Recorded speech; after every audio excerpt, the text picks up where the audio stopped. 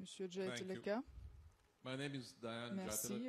Je m'appelle Dayan Jayatilleka. Je représente le Sri Lanka. Monsieur le Président, on dit que la Russie fait face maintenant à une guerre proxy que l'Occident collectif mène avec vous en utilisant les outils des autres, les mains des autres. Peut-être que c'est la menace la plus grave à laquelle la Russie a fait face depuis la guerre civile.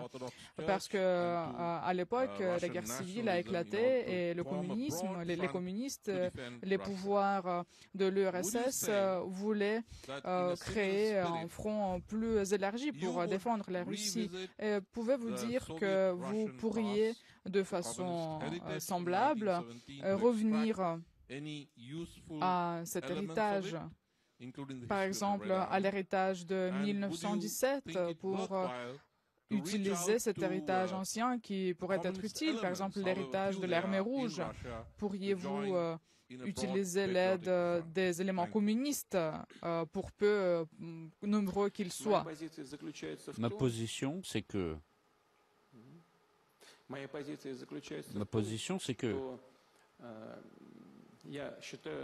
je considère qu'il est nécessaire d'utiliser tout notre héritage historique. Et je pense qu'on ne peut pas renoncer à une partie ou une autre. Et tout ce qui a été positif dans l'histoire de la Russie, que ce soit dans l'Empire russe, il y a eu beaucoup de choses positives, il y a eu beaucoup de choses positives aussi à l'époque soviétique. Les deux périodes ont eu leurs inconvénients. Il y a eu des façons diverses de surmonter les difficultés, mais l'attitude de notre spectre politique du côté gauche, mais aussi des autres courants politiques. Vous savez, aujourd'hui, la particularité de la Russie, c'est en matière de lutte contre les menaces extérieures, nous avons en gros un consensus quasiment total. Bon, il y a des gens qui sont évidemment qui ont une mentalité, ils ont peut-être leurs enfants qui font leurs études là-bas et qui sont une mentalité complètement pro-occidentale. Oui, il y a cette petite partie. Elle a toujours existé et elle existe toujours dans tous les pays, il n'y a rien de particulier. Mais dans l'ensemble,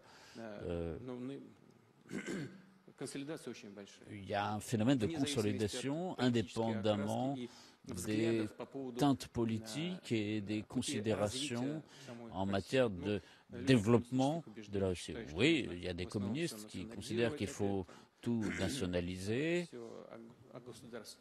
tout mettre sous l'autorité de l'État. Dans quelle mesure cela est-il efficace? C'est difficile de le dire. Peut-être que pour une part, dans certains points, dans telle ou telle situation historique, on ne va pas renoncer à ça. Nous avons même une loi sur le nationalisme. Mais on n'y voit pas là une nécessité absolue. Nous partons du principe qu'il faut utiliser les instruments les plus efficaces de développement en utilisant les mécanismes du marché, tout en préservant l'autorité de l'État qui exerce un contrôle et utiliser ces avantages pour les orienter pour l'objectif principal, c'est-à-dire améliorer le bien-être de la population, lutter contre la pauvreté, étendre les efforts pour l'amélioration du parc immobilier, les améliorations dans le domaine de la santé, c'est-à-dire tout ce qui préoccupe la population en premier lieu. Et par conséquent, nous travaillons et nous sommes tout à fait respectueux des gens qui défendent des idées de gauche, y compris des communistes. Vous savez, l'Union soviétique, comme vous l'avez dit vous-même, a longtemps vécu. L'URSS a longtemps vécu sous l'autorité du Parti communiste. Je ne vais pas entrer ici dans les détails pour dire ce qui est bon ou ce qui n'était pas bon. Vous avez mentionné les organisations religieuses. Nous avons 4 religions traditionnelles, toutes sont d'humeur patriotique. En ce qui concerne l'Église orthodoxe de Russie, elle a toujours été, dans toute son histoire, elle a toujours été avec son peuple.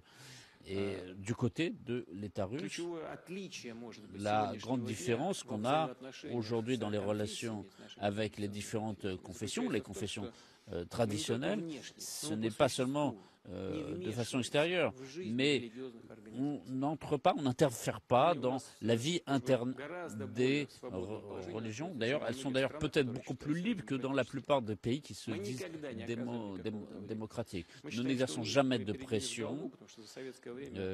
Nous avons même un devoir vis-à-vis d'eux, dans la mesure où le pouvoir soviétique avait dilapidé tous les biens des organisations religieuses, et donc il y a un gros dommage qui avait été exercé contre eux, et notamment l'Église orthodoxe, mais nous cherchons à soutenir toutes les confessions, mais nous n'interférons pas dans leur activité en interne, et ça n'a peut-être jamais été comme ça dans le passé. Il y avait toujours une humeur globalement patriotique liée au développement du pays, au sein de notre État, avec le soutien des intérêts du pays à l'extérieur. Mais en même temps, nous les accordons une pleine liberté à leur activité. Et cette relation, cette situation apporte des résultats tout à fait favorables.